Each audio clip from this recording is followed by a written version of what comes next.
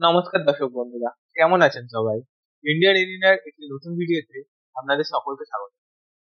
মোহনবাগান ও মোহামেডানের ম্যাচটিকে 3-0 গোলে মোহামেডানকে উড়িয়ে দিল মোহনবাগান। ভিডিওটি শুরু করার আগে আপনাদের কাছে অনুরোধ করছি, যদি চ্যানেল আপনারা নতুন হয়ে থাকে তাহলে চ্যানেলটিকে আপনারা সাবস্ক্রাইব করবেন। ভিডিওটি যদি ভালো লেগে থাকে তাহলে ভিডিওটিকে লাইক করে বন্ধুদেরকে শেয়ার করে চ্যানেলটির পাশে দাঁড়াবেন। আমরা এই ধরনের আরো ভিডিও নিয়ে আপনাদের কাছে আসবো। চলুন এবার সময় নষ্ট না করে ভিডিওটিতে ফিরে আসা যাক। তো বন্ধুরা, ডুরান্ড কাপের কাস্টমসের বিরুদ্ধে ম্যাচটা 6-0 গোলে জেতার পর এতদিনে 6 থেকে 7টা ম্যাচ হয়ে গেছে। সেই 6 থেকে 7টা ম্যাচের পরে এতদিনে একটা ভালো ম্যাচ দেখলাম মোহনবাগানের। আজকের ম্যাচ 3-0 গোলের ব্যবধানে মোহনবাগান মোহামেডানকে উড়িয়ে দিয়েছে। এই ম্যাচটিতে শুরু থেকে যেটা ভালো লাগলো সেটি হলো মোহনবাগানের আক্রমণ ভাগ, মোহনবাগানের মাঝ, মোহনবাগানের ডিফেন্স এবং মোহনবাগানের গোলকিপিং। অর্থাৎ এই ম্যাচে মোহনবাগানের আপাদ মস্তক পুরোটাই আমার ভালো লেগেছে। প্রথম গোলটি আছে ডিমিট থেকে, দ্বিতীয় গোলটি আছে সুভাশিস বোসের থেকে, অর্থাৎ গোল স্কোরিং ডিফেন্ডার ভাবা যায়, এবং তৃতীয় গোলটি আছে ব্রেক স্টুয়ার্টের থেকে। অসাধারণ তিনটে গোল।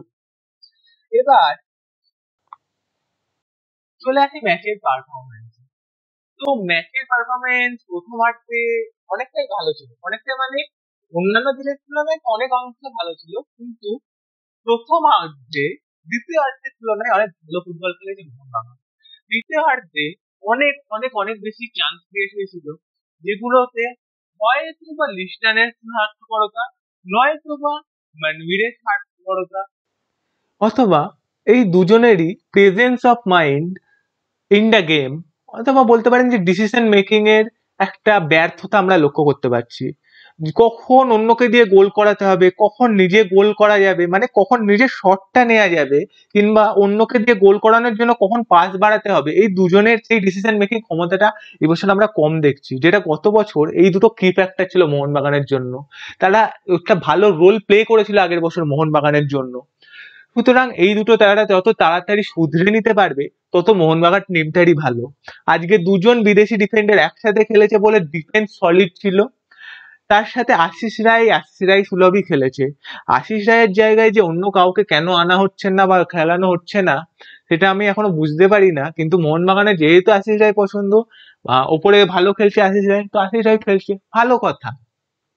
প্রথম ম্যাচটা আছি, তো প্রথমার্ধের ম্যাচটাতে আপনার দেখতে পাবেন যে জেমি শুরুতে 3 মিনিট থেকে খেলা শুরু করে। তো 3 মিনিট থেকেই সে প্রেস করা শুরু করে, ওদের বক্সে যায়, ওরা আমাদের বক্সে আসার চেষ্টা করে, কিন্তু শুরুতে 3 মিনিট থেকেই আমরা মানে প্রেস করতে শুরু করি। তো 3 মিনিটের মাথায় জেমি ম্যাকলারেন অ্যাটাক আনে, সেটা মিস হয়।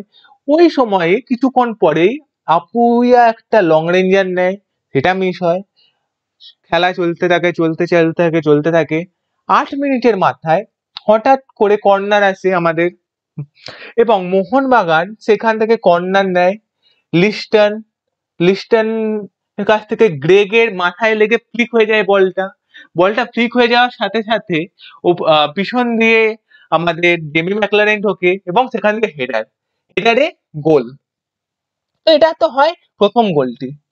দেখুন, ম্যাচ এই অবধি ভালো ছিল।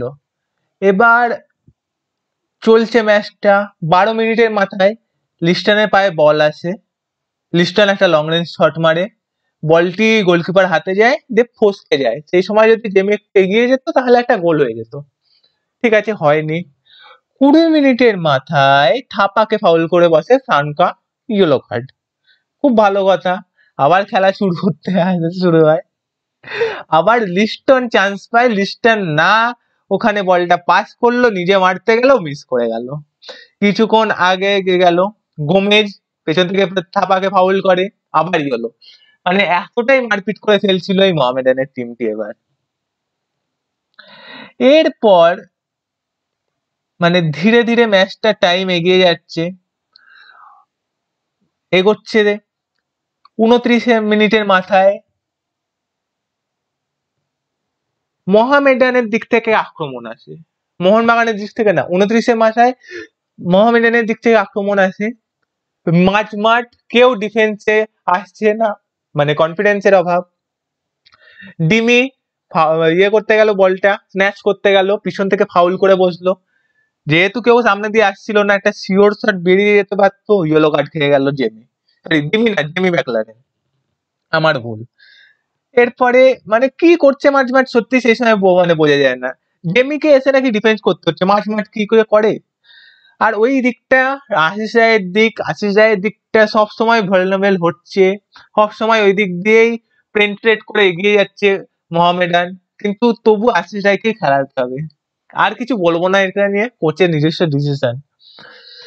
এরপরে 29 মিনিটের মাথায় মানভীর এখান থেকে আশিস রায়কে বলটা পাস করে। আশিস রায় এখানে একটা দুর্দান্ত গড়িয়ে বলটা জেমি ম্যাকলারেনকে দিয়েছিল, কিন্তু জেমি সেটা মিস করে। এটা আমার মনে হয়েছিল ওপেন গোল ছিল, কিন্তু জেমি মিস করে, এটা করা উচিত ছিল জেমির, খুবই ওপেন গোল ছিল। তো এই তো হলো 30 মিনিটের মধ্যে খেলা। কিন্তু 30 মিনিটে যে জায়গাটা মানে আমার একদম ভালো লাগেনি, সেটা হচ্ছে রেফারির সিদ্ধান্ত। 30 মিনিটে ওদের একজেই বলে যে ডিফেন্ডারটা আছে, সুভাশিস বোসকে গিয়ে একটা মানে জঘন্য রকম ট্যাকেল করে, যেটাকে আমরা সাদা বাংলায় না সাদা ইংলিশে বললি red card tackle, red card offence, কিন্তু সেটাকে ইয়েলো কার্ড দিয়ে ছাড়া হয়। কিন্তু ওই জাতীয় যদি ট্যাকেল যদি অন্য কোনো প্লেয়ার থাকতো সুভাশিস বোসের জায়গায়, তাহলে হয়তো সে ইনজিওর হয়ে যেত, কিন্তু ইনজিওর একটা লম্বা সময়ের জন্য সে বসে পড়তে পারতো। এটা রেড কার্ড অফেন্স ছিল রীতিমতো। তো 30 মিনিটের মাথায় ওই জায়গাটা থেকে গ্রেগ ফ্রি কিকটা নেয়, ফ্রি কিকটা যায় সুভাশিস বোস এবং ওখানে ডিফেন্ডার ছিল আরেকজন আলবার্টো রড্রিগেজের কাছে। কিন্তু ওই সময় সুভাশিস বোস বলটাকে পায়, সুভাশিস বোস ওটাকে হেড করে এবং মোহনবাগানের দ্বিতীয় গোলটি চলে আসে। খুব ভালো ম্যাচ এগিয়ে গেল, মোহামেডান আক্রমণ করলো, সেখান থেকে বল স্ন্যাচ হলো, বলটা গিয়ে পড়লো গ্রেগ স্টুয়ার্টের পায়ে 35 মিনিটের মাথায়। ড্রিবল, প্রথম জনকে কাটালো, দ্বিতীয় জনকে কাটালো এবং গোল, জাঁচ চিনিয়ে দিল গ্রেগ স্টুয়ার্ট। মানে এত বছর মানে বয়স্ক একটা মিডফিল্ডার, কিন্তু সে তার নিজের খেলা এখনো ভোলেনি, হয়তোবা স্পিড কমে গেছে, কিন্তু গ্রেগ স্টুয়ার্ট আজকে এই গোলটা করে জাঁচ চিনিয়ে দিল। তো 45 মিনিটে আবার একটা মানবীর মানে ক্রস আনে, সেটা গেমে মিস করে। তো এইভাবে মিস হতেই থাকে। এবার সেকেন্ড হাফ আসে, সেকেন্ড হাফ মনবীর একটা ভালো চান্স পেয়ে গেছিল, ও যদি গোলে মারতো সেটা ওর গোল হয়ে যেত, কিন্তু মানে বলটা পেছন দিকে পাস করতে যায়, গোল হলো না, মিসকমিউনিকেশন। 51 মিনিটের মাথায় রায় এই মনবীর পাস করে, মনবীর মিস। তো আমি যেটা বলছিলাম যে এরপর থেকে সেকেন্ড হাফে এতগুলো গোল মিস হয়েছে, যদি সবকটা গোল যদি নাও হতো, যদি মানে যেগুলো সিওর শট গোল ছিল সেগুলোও যদি হতো, তাহলেও ডবল ডিজিট গোল হতো, 10টার উপর গোল হতো। আর যদি সবকটা গোল হতো তাহলে যে এত বেশি গোল ডিফারেন্স হতো, এটা মানে এত যে উপরে যতজন আছে না, 7টা গোল ডিফারেন্স, ওই 7টা গোল ডিফারেন্স একটা ম্যাচে শেষ হয়ে যেত। কিন্তু পরের ম্যাচে দেখা যাবে সেটা কি হবে। তো এই ম্যাচে তো আর কিছু হবে না। পরের ম্যাচ আছে 17 তারিখের পর থেকে, আমাদের মোহনবাগানের ম্যাচ আছে 19 তারিখে যতটা সম্ভব। পরের ম্যাচটাও ডার্বি, মোহনবাগান ভার্সেস ইস্ট বেঙ্গলের। তো এই ছিল আজকে ম্যাচের মানে পুরোটাই।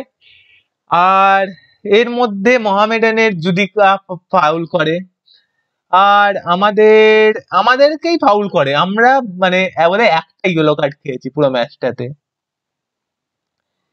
এদিকে 77 মিনিটের মাথায় একেবারে শেষের দিকে টম মানে ছেত্রী বলটা ধরেছে ওদের গোলকিপার, সেখান থেকে টম হালকা করে হেড করে ওর হাতে হেড করে রীতিমতো বলটা মানে হাত থেকে পড়ে যায়, হালকা করে গিয়ে গোল করে দেয়। আমরা তো লাফিয়ে উঠেছি, গোল, হা হা হা হা। কিন্তু ব্যাপারটা হলো যে ওই জাতীয় গোল করা মানে সিধে ইয়েলো কার্ড খাওয়া, তো সেখান থেকে টম বেঁচে গেছে।